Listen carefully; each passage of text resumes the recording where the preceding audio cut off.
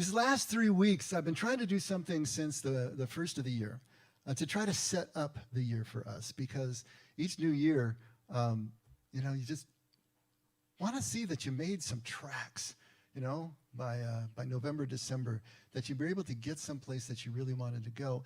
And part of that is really setting the stage for how we're going to do the searching. I've often said in here, if we can do one thing at the effect for anybody who joins us, which is to put a red X over the treasure on your map, that way you can actually be digging towards something and not just digging holes, that would be a great thing, a great service for us to do. And that's what we're trying to do. We're trying to more and more securely show you where the X is on the map, so that your work, everything that you do, is geared toward and moving toward a destination that you would really like to reach. So 3 weeks ago, talked about making friends with contradiction. Making friends with paradox, not resisting it, not seeing it as something that is wrong, not seeing it as something that needs to be resolved, but actually making friends with it and realizing that life is contradictory. Life is paradoxical. Life is mysterious. There is going to be no way around that. It doesn't get resolved. Can we learn to live with that? Can we learn to learn from that? Which is really the key. But we're not going to do anything as long as we're resisting it. We're not going to do anything as long as we are pretending that we can resolve by falling down on one side or another of a complex issue or a mysterious issue or a paradoxical issue. To let that paradox stand takes us into the next Sunday when we were talking about learning to trust mystery. And not just trust it, but learn to love it. Mystery is so incredibly important to life. Without mystery, what would life be like? Would life even be worth playing, living, if there weren't mystery to it? And we need to understand that mystery, Richard Rohr has a great way of putting this. He says, mystery is not something that you cannot know. Mystery is endless knowability. Now, what the heck does that mean, right? It's not something that you can't understand. It's something that you are going to understand endlessly. What he's talking about is that mystery is always going to be unfolding. There's never a time that it's not going to be unfolding. But there's also never going to be a time where we just say, we got it, and it's all over, and we're done, and we can sit on a cloud and play a harp for the rest of eternity. It doesn't work that way. It's endless knowability. It's understanding endlessly. It's always falling deeper into an unfolding truth. That's what we're talking about. Can you learn to love that? Can you see how that invigorates and makes life meaningful? That's what we're talking about. And then finally, can we engage those paradoxes? Can we engage that contradiction? And we are talking specifically about contemplation and action. Can we engage both of those? Can we bring those both to bear? Can we find a balance in the middle where we are spending enough interior time that we can infuse and inform the choices that we make in our action? Can we fight the interior revolution first so that we are balanced and able to move outward and fight the exterior revolution, however you want to do it? But now in a way where love is the basis of your decisions and you can truly be a part of the solution and not just a part of the problem. So this is where we've been for the last 3 weeks. And this stuff is absolutely fundamental. I can't tell you how important it is to understand these concepts first so that you can start to move into them. Because without accepting paradox, without accepting this uncertainty in life, there is no further progress along a spiritual path. There's certainly no further progress along Jesus' way. This is the ticket in the door. This is what Jesus is trying to get across from us. There's a great story, comes out of Zen Buddhism, where the disciples of a Zen master were going over to his house to visit him. And when they get there, he's on all fours in front of his house, like crawling around and searching for something. And so they come on and say, what's wrong? What happened? Well, I lost something of great value and I'm trying to find it. So they all jump in and they want to help him, right? So they're all crawling around on hands and knees, on the front lawn and looking for this thing that was lost. But after a while, they start to get frustrated and they say, Master, do you remember the last time that you had it? Where did you lose it? He goes, oh, inside the house. Well, then what are we doing out here? Because the light's so much better out here.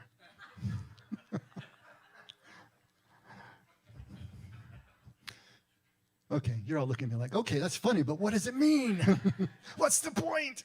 The point is that we all want to search where we're comfortable. We all want to search how we're comfortable. We want to search where the light is good, right? In our strong suit, under good conditions. And most importantly, we want to do this search where it feels like it's under our control. You see what he was trying to teach his disciples? See, we want to dictate the form of the search. We want to dictate the terms of the search. And not only that, we even want to dictate the nature of the thing that we're searching for. Don't we do this over and over again? Who is this God we're searching for? By and large, we've remade him in our own image.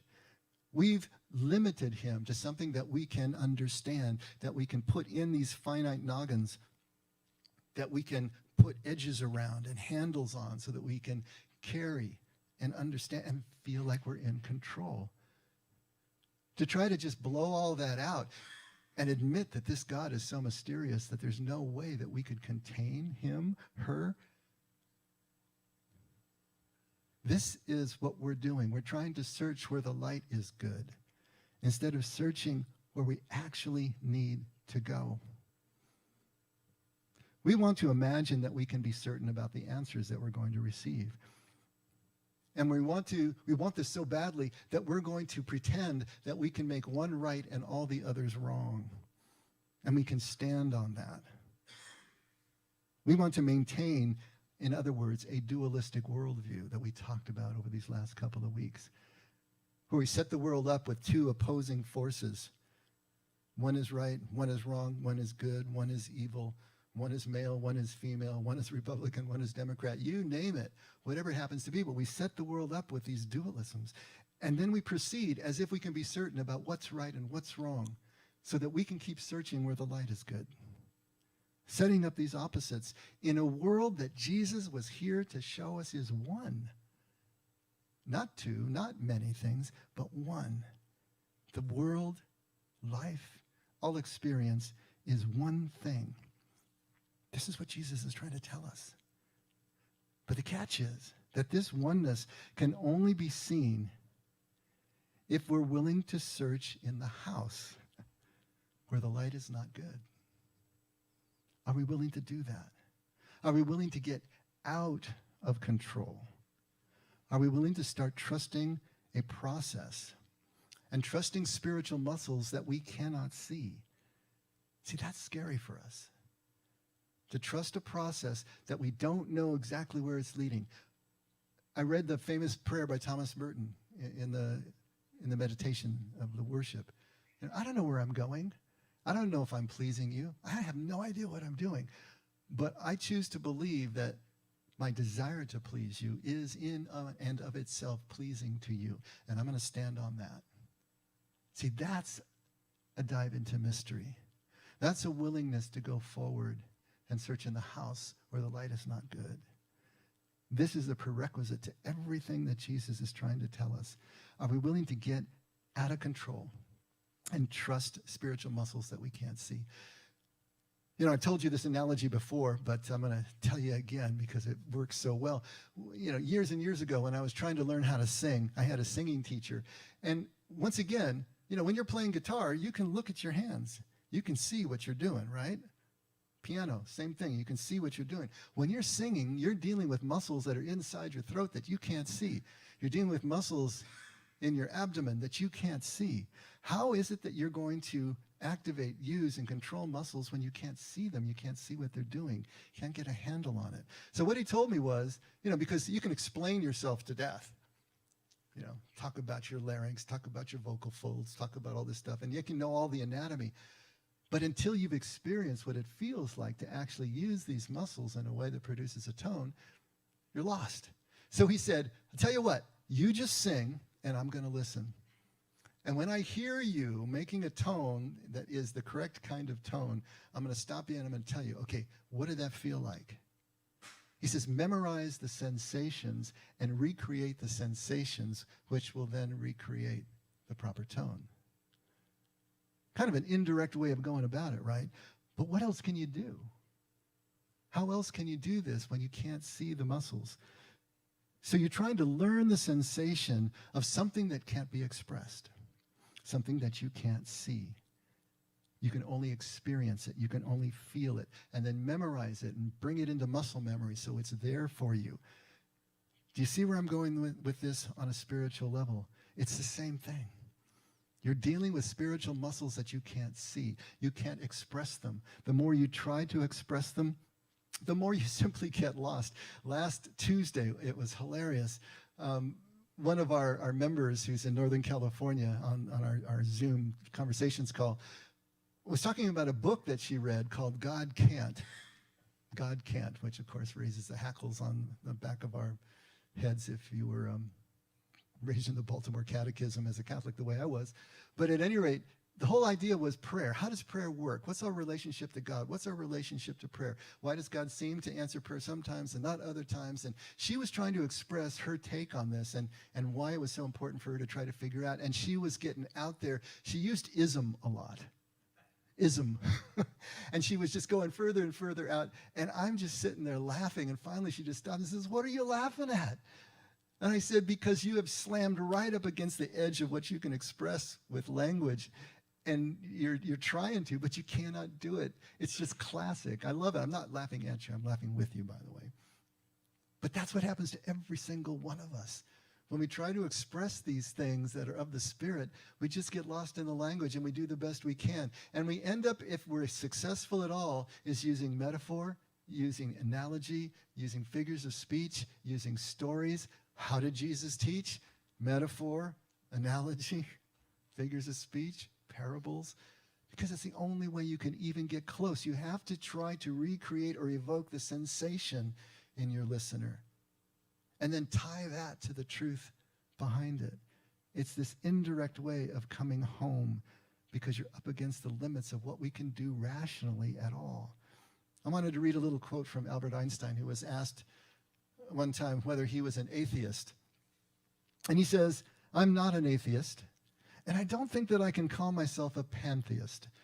Y'all know what a pantheist is? Well, pan is the prefix that means all or everything in a group. And so pantheism is that everything is God.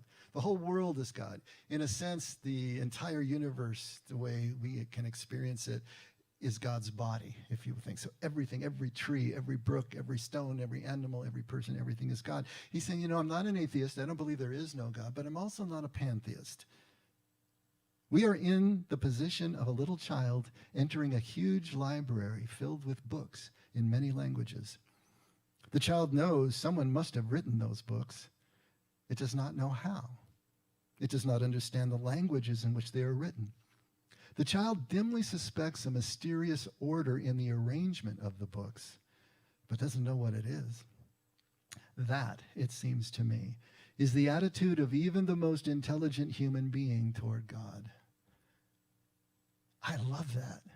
I don't know if you do, but I think it's the utter humility that is being framed here by arguably one of the most intelligent and visionary humans who's ever graced the planet, but the utter humility and the utter futility of rationally understanding God is on display here in this little paragraph. That is someone who is no longer trying to search where the light is good, but willing to go into the house where the light is not so good, because Einstein realized you can't dictate the terms of the search. They are what they are. They is what they ism, right? That's where we're headed with this. Paul seems to be saying the same thing. Take a look at 1 Corinthians 13. And Alex will get that up. It's also in your handouts if you'd rather deal with paper. It's so interesting, as I'm going through and I'm thinking about all this stuff just shows up. You ever had that sensation? There's the idea of when you get on the hero's journey, then the guides and the helpers and everyone shows up and they give you tools. And it's like suddenly, if you're aware and you're moving forward, suddenly things show up. I had a woman who found us online, asked me if I have any studies on 1 Corinthians 13, and specifically this passage that I want to read to you right now. And I told him, no, I really don't. I've just never really done 1 Corinthians 13.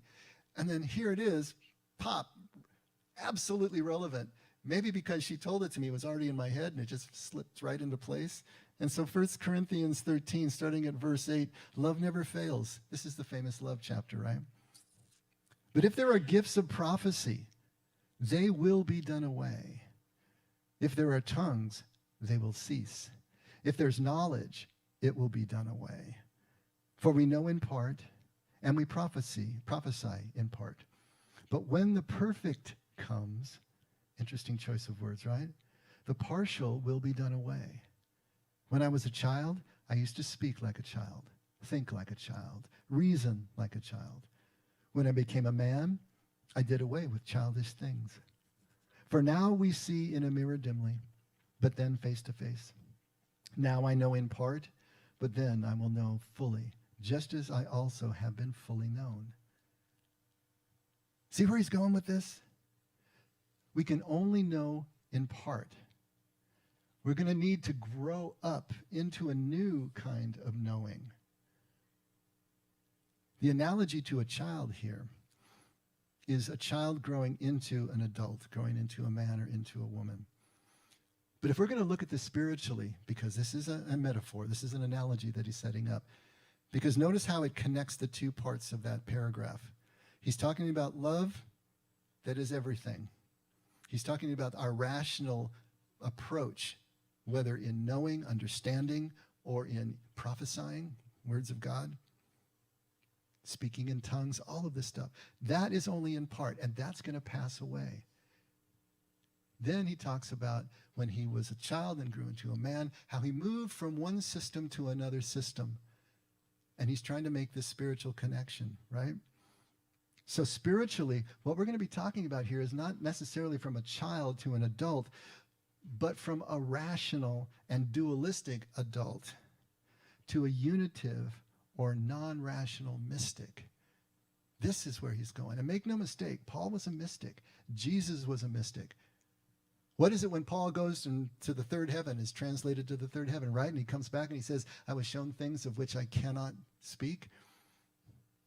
That's a mystical experience. This is what he's talking about. He's trying to get us off that rational treadmill, that searching in the light, over to the side of mystery, where we can actually connect with God in a way that we probably didn't even think was possible. Now, when we think about this passage, normally we're thinking about death and heaven, aren't we? He says, now at the end there, for now we see in a mirror dimly, but then face to face. That then we always think of on the other side of death, right? Now I know in part, but then I will know fully, just as I am also fully known. We're thinking that we're going to be in this dimly lit room, looking through this dark glass for all our lives, and then we're going to die and something's going to be revealed to us. But I want to remind you that any good Jew is not thinking about the next life. Any good Jew is thinking about this life and the here and now. Kingdom is all about the here and now. The whole context of Jesus' teaching and Paul's teaching is here and now. It's not that they didn't believe in a there then, in an afterlife, but it made no never mind. If you just took care of what you were supposed to take care of here, God in his infinite wisdom and justice and mercy, everything would be fine in the next life. And so what he's talking about is right here and now. He says, when the perfect comes. I love that phrase, when the perfect comes. The word he uses there in the Greek is teleos. Same word that we use for the end times or the latest times. It means to complete or to fulfill. It's perfection in the sense of being completely fulfilled, that we've run full circle. We've run through to the end of the age, whatever you want to think of. The word in Aramaic is gamar. Same idea, completion or fulfillment. And so he's talking about here, I believe, when the perfect and complete presence is attained in the moment, that's when you know the truth that Jesus says will make us free. Remember when Jesus talks about, it's going to be in Matthew 7, that's going to come up if we ever get back to the red letter study. You know, Lord, Lord, He says, not everyone who says, Lord, Lord, is going to get into the kingdom, because there's going to be those, even though they have done great deeds for God, and they've done this and they've built that. He says, I never knew you. We've never spent time in this perfect moment. We've never spent time when the perfect comes, when everything is connected, when all the thoughts fall away, and it's just two entities present to each other without any loss in translation. I think this is what he's talking about. When that perfect moment comes, now we're not seeing through the glass dimly anymore. We are face to face spiritually, but it's not rational. It's not something you're going to be able to write in a book later. And if you try to explain it, you're going to be banging up against isms again, because there's no way to express it. It's not a rational understanding that we're looking for here. That is what is incomplete. That is what is passing. The experiential knowing, that is what is Gamar. That is what is perfect. See, Jesus is trying to grow us up spiritually, get us to see beyond our comfort zone, get to see beyond our need for control, see beyond the control points that we're trying to constantly set, the worldview that creates. He's trying to get us to stop judging. Again, Matthew 7, right at the top, don't judge. Because every time we judge, what we're really doing is pretending to resolve the paradoxes, the contradictions that we are experiencing in life. By making one right, making one wrong, making one good and one evil, we're just creating these categories and dropping these things in rather than letting them be. And each time we do that, each time we judge, each time we make a choice like that to try to resolve the paradox that we are experiencing, we're reinforcing the spiritual speaking, thinking, and reasoning of a child, in Paul's analogy. This world of oneness that Jesus is trying to teach us, this world of unity, kingdom, is not going to be available to us. It's not going to be possible for us as long as we are thinking and reasoning like a child, spiritually speaking. We need to break through into this new unity. And when Jesus talks about the narrow gate, also Matthew 7, all this stuff is coming up in Matthew 7, getting a preview here. We think, again, that's about heaven and hell, don't we? Narrow is the way, constricted is the gate that leads to life, and few go by it.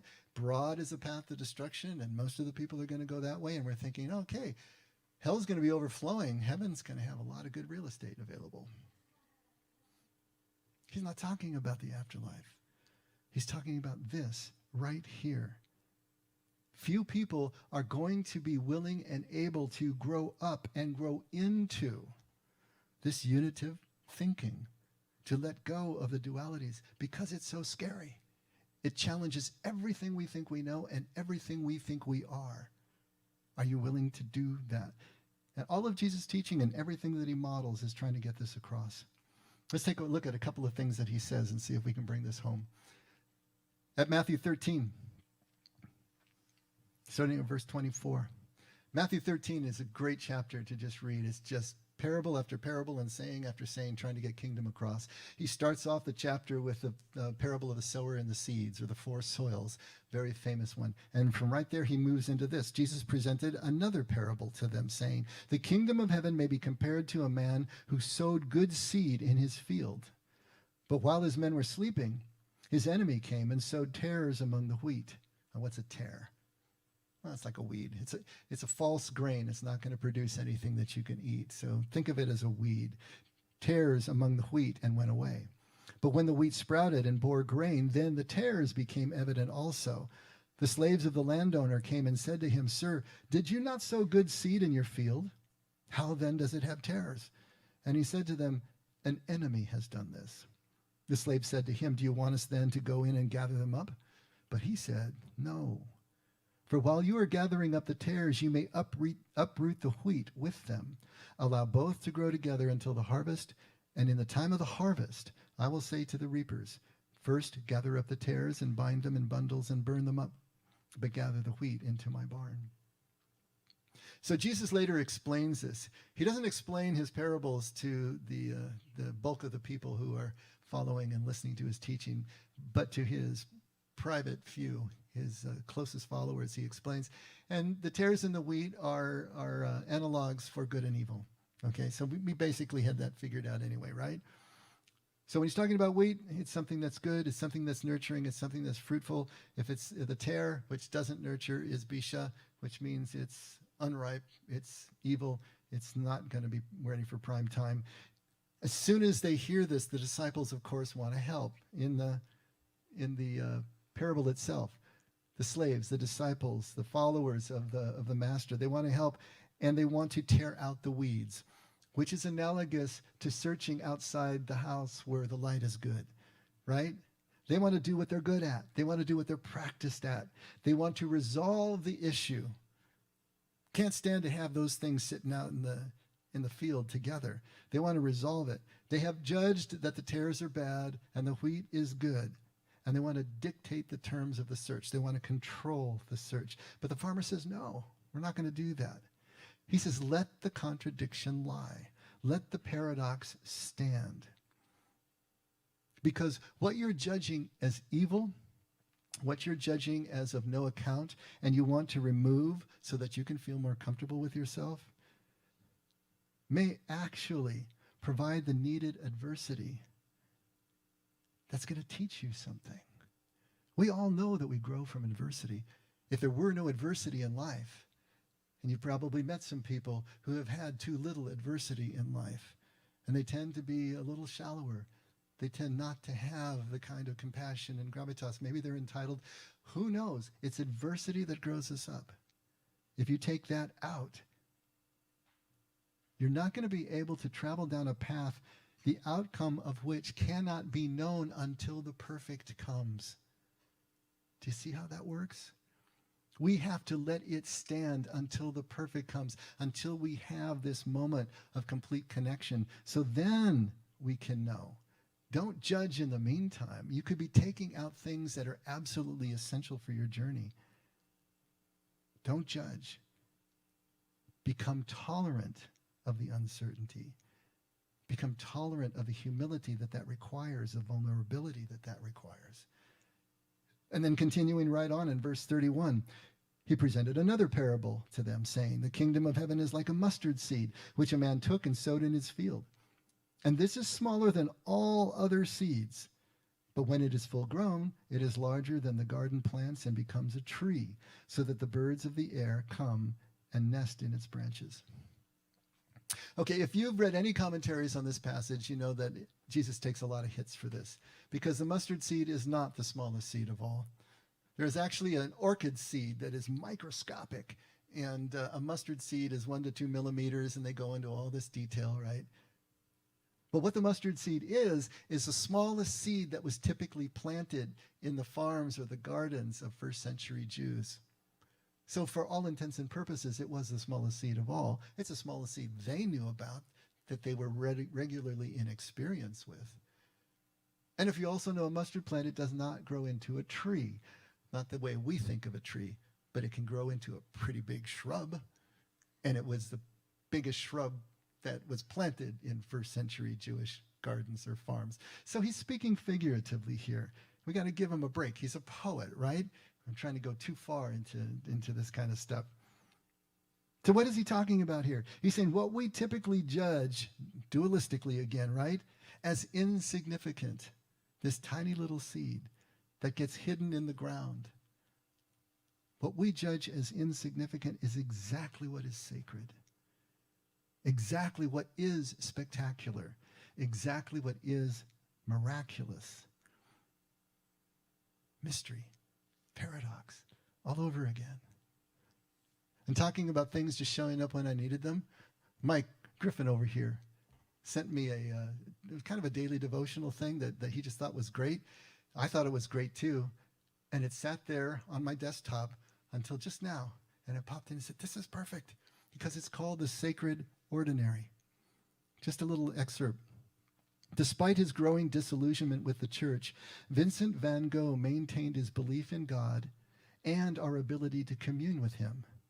He believed God could be found not merely within the hallowed halls of churches and cathedrals, but also sitting at home next to a fire, like the old man in his sketch he described as drawing near to eternity's gate.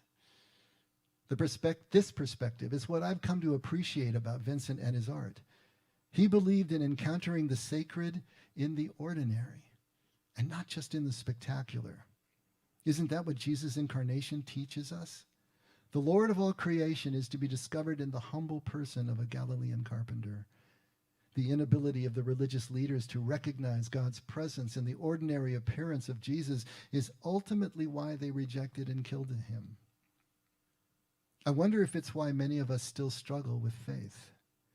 We demand God appear to us in the spectacular and overlook his presence in the ordinary.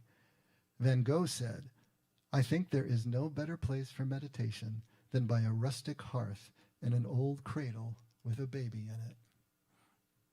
The sacred, hidden in the ordinary, as we judge it, right? What is ordinary? The Lord hidden in a humble carpenter. Paradox. This is the paradox. Are we willing to let it stand? Moving on to Matthew, just a little further down in the chapter, still 13, starting at verse 44. The kingdom of heaven is like a treasure hidden in the field. Here we go again. Something hidden, which a man found and hid again. And from joy over it, he goes and sells all that he has and buys that field. And then again, the kingdom of heaven is like a merchant seeking fine pearls. And upon finding one pearl of great value, he went and sold all that he had and bought it. The sacred, hidden in the ordinary, just a field, just a marketplace, right? And yet the only way to possess that treasure is to sell everything that you own. Let it go. To grow up and out of the limiting, speaking, thinking, reasoning like a spiritual child. This is where these sayings are taking us. Are we willing to move and to grow and to move in different directions? I have a friend, good friend, that asked me to coffee every once in a while. And so we went to coffee, and he's been processing his spiritual journey for quite a while now, years, in fact. But he still has triggers that come and grab him and pull him sideways. Don't we all have those? You know, even though we think we put a stake through the heart of that particular thing, and then here it is again, dogging us. And he was asking again, and I know he's asked me this before, maybe he forgot, about the section where Jesus says, "I am the way, the truth, and the life, and no one comes to the Father but through me." He wanted to know what that meant. Okay, what's that about? I asked him, so why would this passage be bothering you then? And he said, well, it sounds exclusionary, that without accepting Jesus as we understand him theologically, mentally, rationally, that we're going to go to hell forever and for all eternity. He says, I just can't believe. He said, does that mean that every Buddhist is going to hell? I said, I can't understand that. It doesn't make any sense to me. I can't believe that God would do that. And so I asked him, well, if you're so convinced of that is not the God that Jesus is showing you, the God that you have encountered in your own life, then why is this bothering you so much? Why is it so troubling? And he stopped for a second. He said, well, I'm not sure. He said, well, I think it's because I was taught one way for so long, right? And then he said, I think I'm looking for some certainty. There it is. Intolerance of uncertainty. That's what it comes down to. We think we know something about God, that we've experienced something about God, but that old teaching, that old certainty from another side triggers us and pulls us off center. Of course, then he asked me, was Jesus God? Easy questions right over coffee.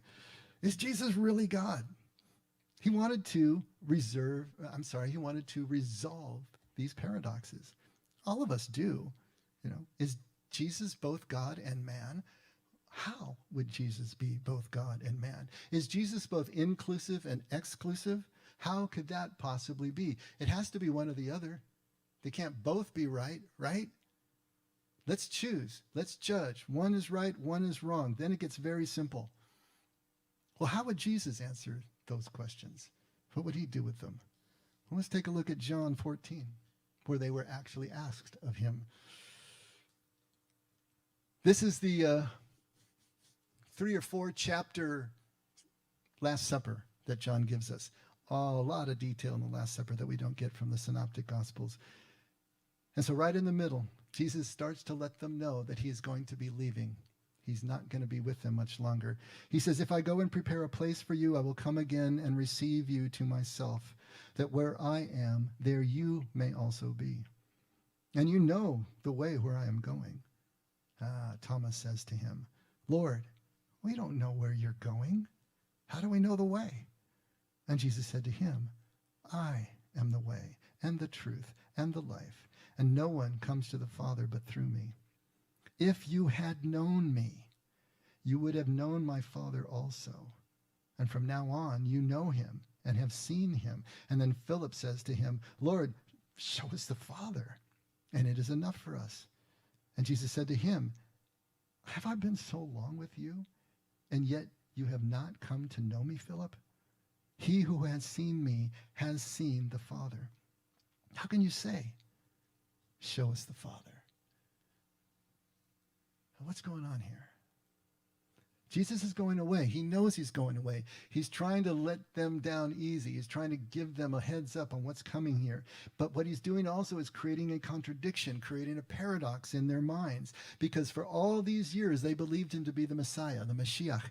But then the way that they understood Mashiach, searching for Messiah in the light, where the light is good, outside the house. He was going to be this political leader, this warrior king who was going to throw out the Romans, reestablish a sovereign nation of Israel, and then they were going to be able to sit at the right and left hand of power and actually lord it over others. This is what they believed. This was the Messiah that they were going for. But now he's leaving. See, this creates an unbearable tension. The disciples are trying to relieve it with certainty. Show us this way. Show us this Father, and then we'll be okay again. We'll have all of this uncertainty relieved. But he says, you already know the way. Because if you know me, if you have experienced my love, my presence, not understand it, but know it in that intimate experience that word means in Aramaic and Hebrew, then you will know this way of growing up past these rational, dualistic thought processes, because they are the only way to the Father. The only way you're going to experience my Father, the only way you're going to experience your God is when you let go of that type of thinking and are ready to move into the mystery, which is the only place a human being can intersect with the Almighty, is in that non-rational place of mystery. Jesus, as a way, has to be accessible to everyone. Has to be. Or God's love is not real. God's love is not absolute. We're not talking about Jesus as a way and the only way to the Father as a theological, rational concept. We're talking about Jesus as the experience of moving into the Father's presence. That's what he's talking about. And then to Philip he says, you already know the Father because you know me. Maybe you don't know me well enough yet, but if you know me, if you again know my love and my presence, it's identical to the Father. There is nothing else to look for. Jesus and the Father are one. They are absolutely identical. How are they identical? How did this come to be? I don't know. And nobody else does either. And if someone tells you they do, they're selling something. Because nobody knows. Nobody can parse this mystery. But they are the same. They are identical. It's a mystery. It's a paradox how this can take place. We can't know. We can't be certain in our childish spiritual language and thought. But we can experience all of this when the perfect comes, when that moment comes. Jesus is identical to the Father. I can know the Father by following and experiencing Jesus on his way. That's what Jesus is telling us. So, does that answer my friend's questions?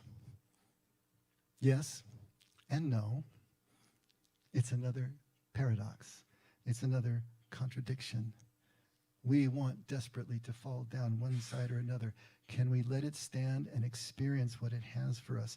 We all need to learn to lean on our convictions that become born out of the perfect presence that we can experience in our moments of prayer and worship and contemplative practice. What we've experienced of God's perfect love right here, right now, in each other, in prayer, in nature, is everything. It's all here already. It's all now. It's all the conviction we will ever need, hidden in the most ordinary details of life. Jesus told us right where to look, showed us the way by showing himself as open and vulnerable and hidden among the great rulers of his time. And he's telling us, if we can't find it there, if we can't find God's presence in the ordinary details, we're not going to find it in the clouds. We're not going to find it in church. We're not going to find it in books.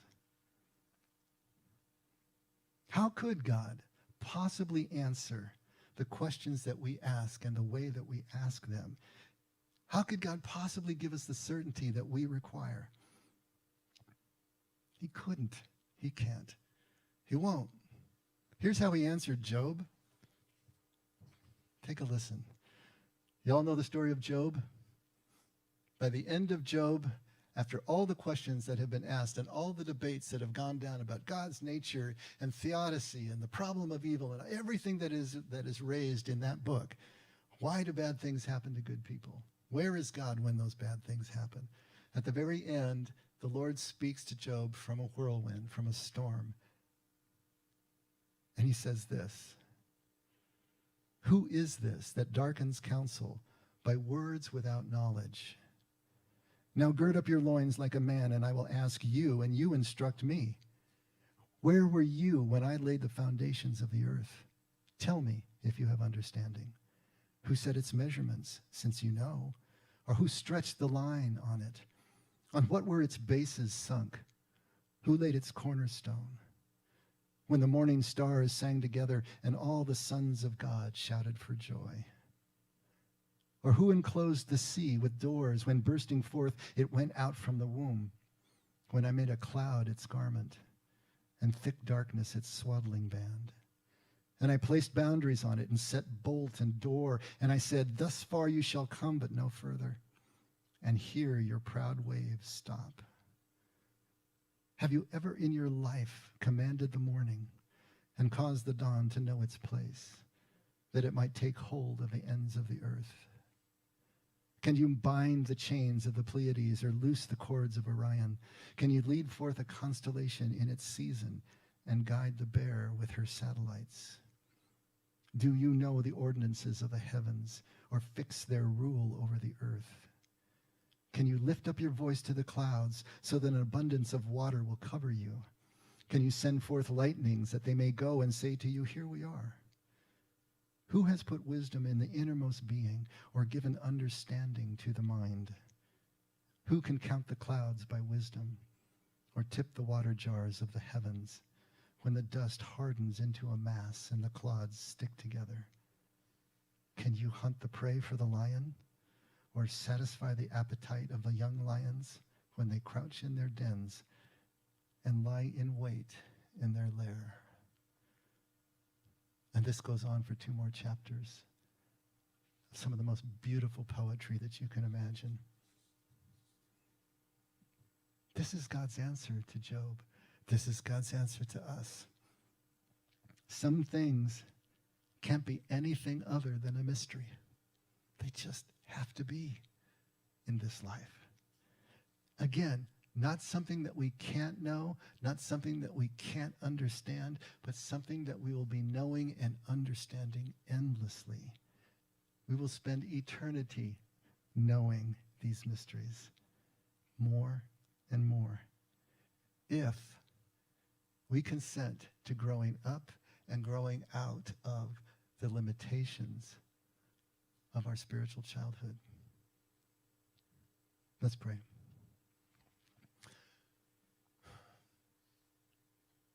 Father, this isn't necessarily good news for us. We really do want certainty. We really do want answers that we can rationally understand. But thank you for being straight with us. Thank you for telling us the way that it is. Thank you for showing us that the only way through is to embrace these seeming opposites in our lives. And stay on the hot seat long enough to know what they have for us. To find the wisdom that is in those hidden depths. And to learn more and more to see the sacred in the ordinary, in every little thing that happens, and realize that you are there. And that's where we start. Always there.